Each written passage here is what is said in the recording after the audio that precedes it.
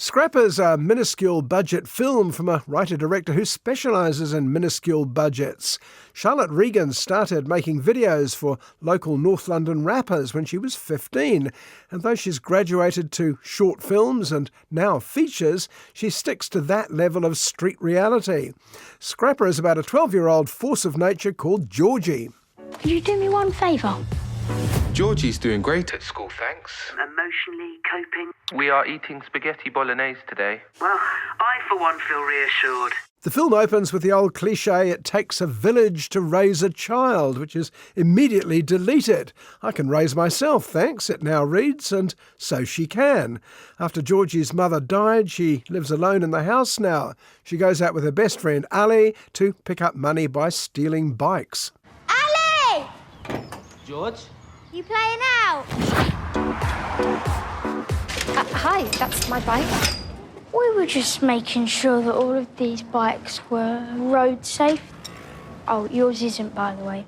Now, the reason Georgie seems to have slipped between the cracks, school, neighbours, social services, is nobody thinks to doubt her when she confidently claims she's living with her Uncle Winston. Uncle Winston Churchill. What makes it funnier is how likely it is these days no one would question that.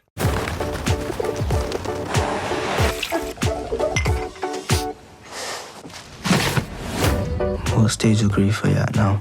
I think I'm almost finished. I feel sorry for her. She'll make it through. Lovely, though, that she's living with her uncle.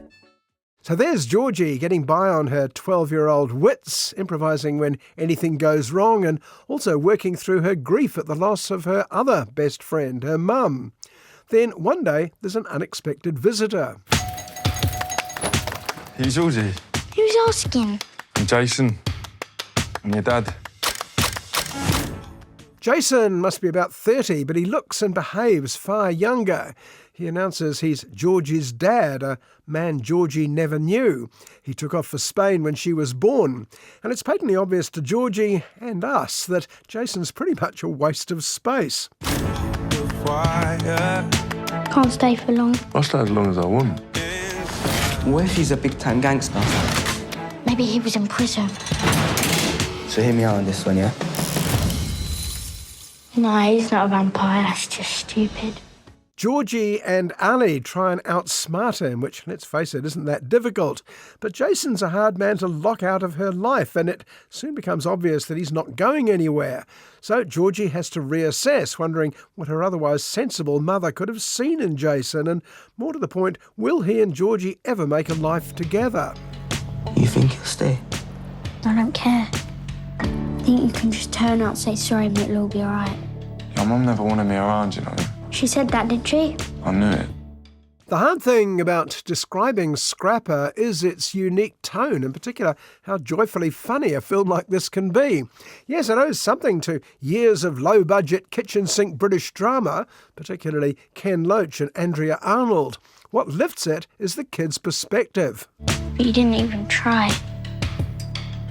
Come on, do your job properly. Go. Kids don't get hung up over politics or injustice or shaking their fists at the powers that be.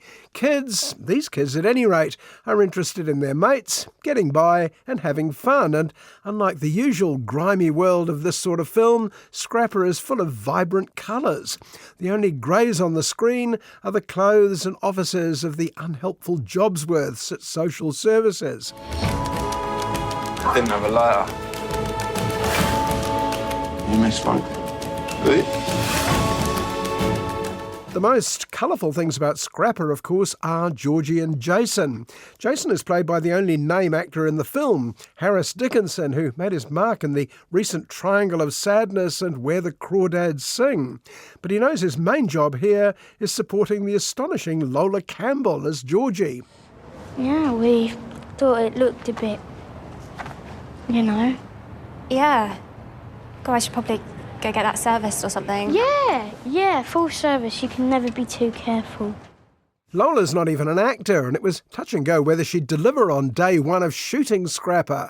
But sometimes you have to have a bit of faith, and that's clearly director Charlotte Regan's strong suit, because she's not your traditional British filmmaker herself. Yeah, for sure. I think it gave us a great excuse to like go as colourful and as mad as we wanted. With always me and Theo, the producer, spoke about like showing the joy of working class worlds and being really intentional with how we did that visually, because you often see them as these super like desaturated grey environments in British cinema. One little thing you notice is never mentioned in the film, Lola's hearing aid. It's like it's no big deal to her, so why should it be a big deal to anyone else? The other thing you notice is her neighbours, 3 12-year-old black triplets, all on identical yellow bikes. No wonder reviews of Scrapper name-check Wes Anderson as often as they do Ken Loach. Didn't think I needed you. Oh, big one! I don't need you to replace Mum. I need someone.